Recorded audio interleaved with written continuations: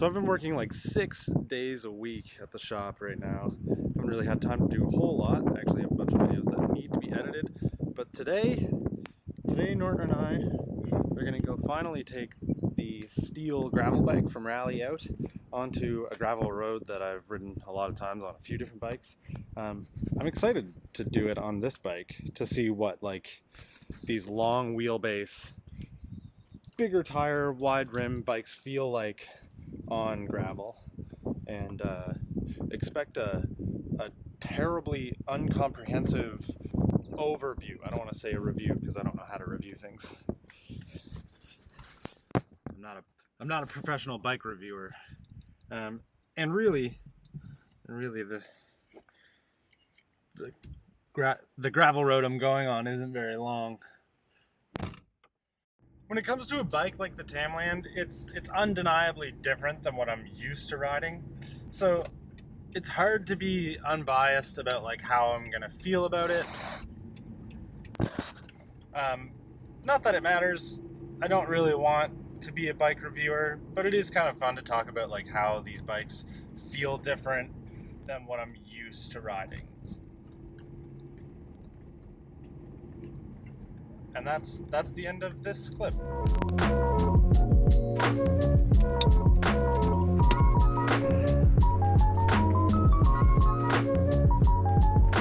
Alright, so the route goes up this climb, and then it's just basically like a straight shot all the way. It's just like a service road for water mains. Good enough for like a truck to ride on, but definitely still pretty rough. It looks like there might be some ATVs out here. Probably I won't see them, but I might. Who knows? This is the testing ground for this steel gravel bike, and a lot of bird poop.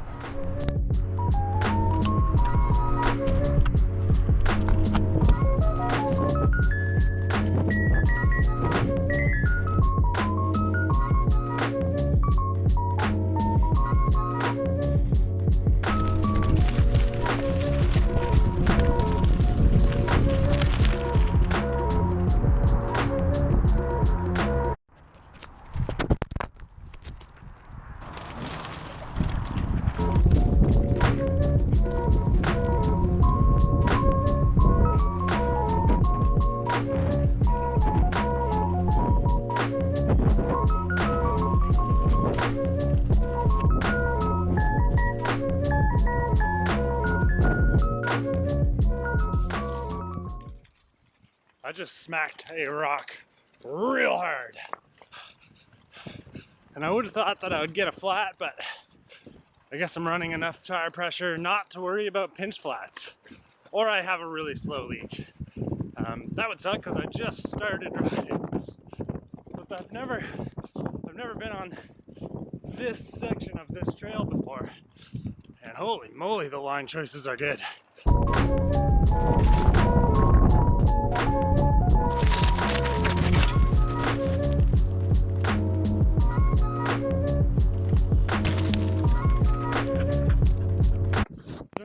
Rides where I'm just hoping things turn out cool, and if it's not cool, the way you fix it is by going, "Hey Norton, how's it going?" This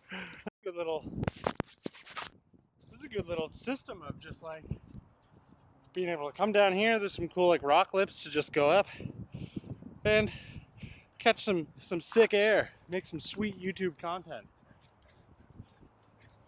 I gotta say, this bike is pretty fun. I really didn't think that like the longer wheelbase would make a difference, but I'm definitely feeling it versus like a cross bike. At this point, I don't know if I would necessarily go as far as to say that I would get rid of any of my bikes for this, but if I was in the market for another bike, something like this would definitely, it'd be at the top of the list, 100%. I haven't ridden to the top of that yet. It's steep.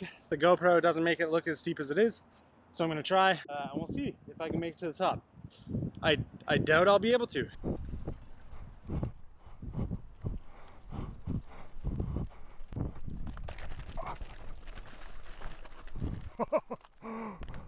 The gravel's just so loose. Can't be done. Can't be done.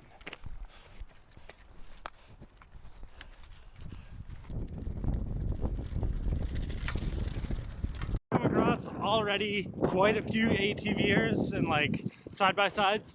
All those dudes, super, super polite. They all pull over, they're all out of the way, waving. I don't understand why motorists can't be like that, but you know, I guess we're all out here doing the same thing, just trying to have fun. Here's another one.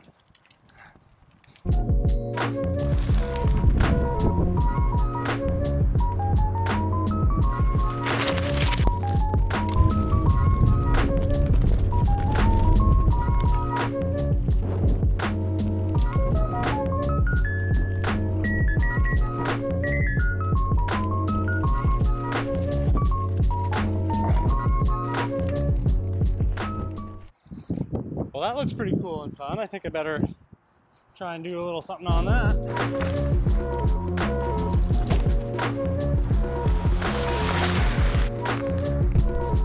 I'm hoping that's the best one.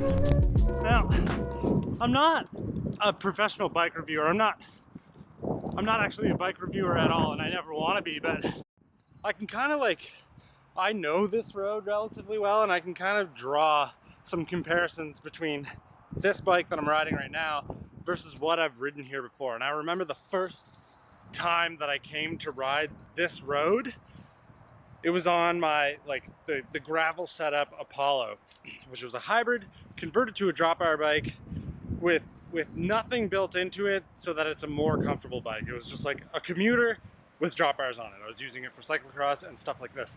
I remember coming on this road, not knowing what it was going to be like, and it beating me to death.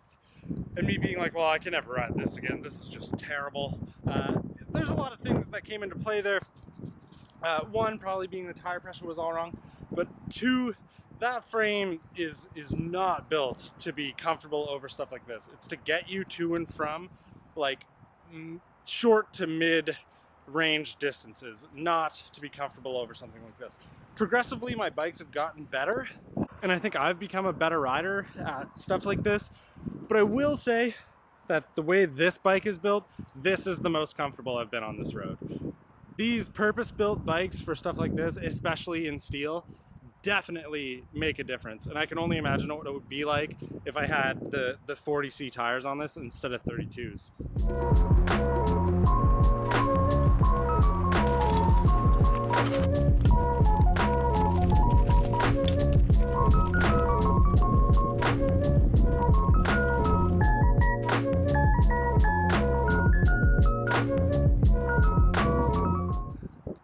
Well, that's sort of freaky. There's an old Purelator truck in here. When you see stuff like that, you always kind of have to ask yourself, like, how did that get here? No, don't go there. Alright, so we're getting pretty close to the end of the trail. We're getting close to the highway. Now's a good time to turn around. The way out is about 9-ish kilometers. We didn't get all the way to the end of the trail. It actually is probably close. It's actually probably longer. I haven't done it in a long time, but my 35-pound dog, who's black, doesn't really do all that great with the sun beaming down on him. So I always gotta make conscious decisions of how long I'll make him run for. Ow. Especially at the start of the season.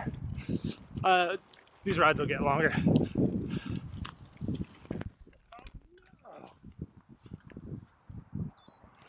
I have a flat.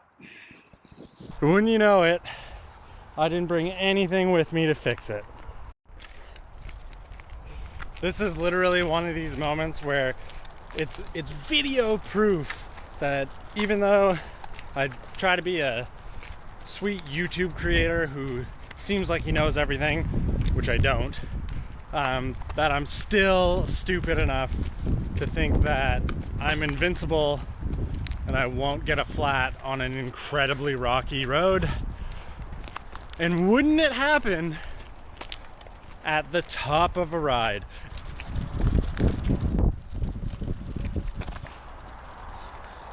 This is why I like the biggest tires I can get. Less chance of pinch flats. I say that now, but I probably would have got one anyway.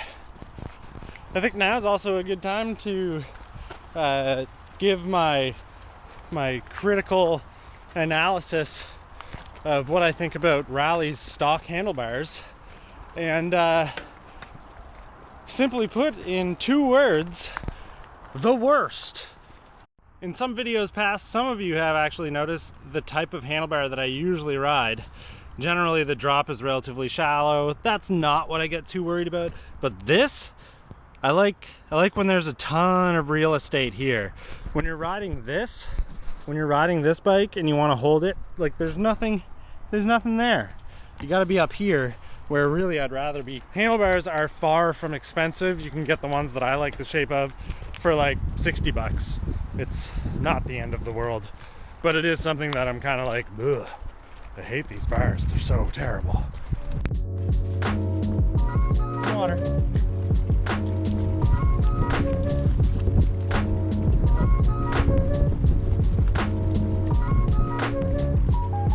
Got it? Alright, good boy. Now, if you're ever worried about like the walkability of a steel adventure gravel bike, I can definitely say very walkable. You can walk with it.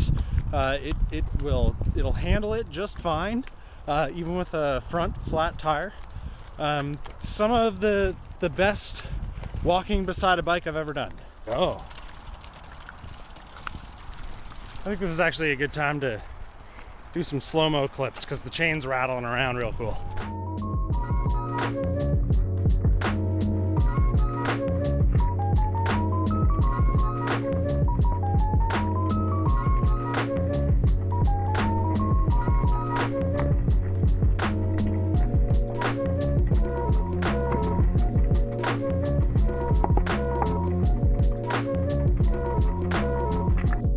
So we're like just about back now.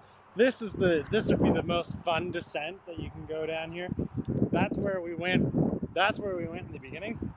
If there's any real dream of mine, it would be to organize some sort of race where we take bikes like this and actually do almost like a dirt hill climb time trial on drop bar bikes with big tires, because it would be brutal difficult, and I think it would be really, really fun. And there's a lot that goes into effect into whether you're going to do well or not. The strongest rider might not necessarily be the guy who does the best, guy or girl. That's my dream. I'd love to do like a dirt hill climb event on drop bar bikes, like no mountain bikes allowed. And I think that would be super fun. Have like a party and stuff. I don't know. I'll plant that seed, see if there's any interest.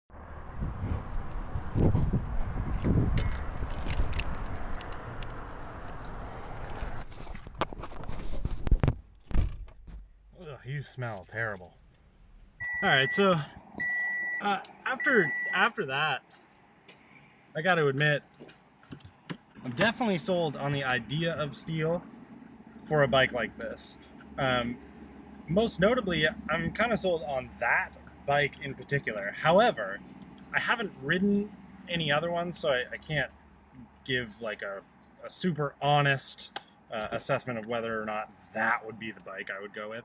I mean, the custom market, that's wide open. My friend Matt builds frames. His company is called Fluent Frameworks. That's probably the path I would prefer go down. I haven't ridden a Sequoia yet, but I do really, really love the way that bike looks. I would be interested to try one of those. Doubt I'll be able to use the one that's at the store because I beat the snot out of bikes and it's not fair to it. If Specialized, do you want to send me one? Hey, I'm a very famous cycling YouTuber and I talk about your company all the time. If you want to send me a Sequoia, size 54, 56 will work. Any level. Just send me one, no problem. Send it to the shop, Ideal Bikes. I'll make sure that it gets ridden, and I'll make a video of it. No charge to you guys. Norton, you want to sign this one out? All right.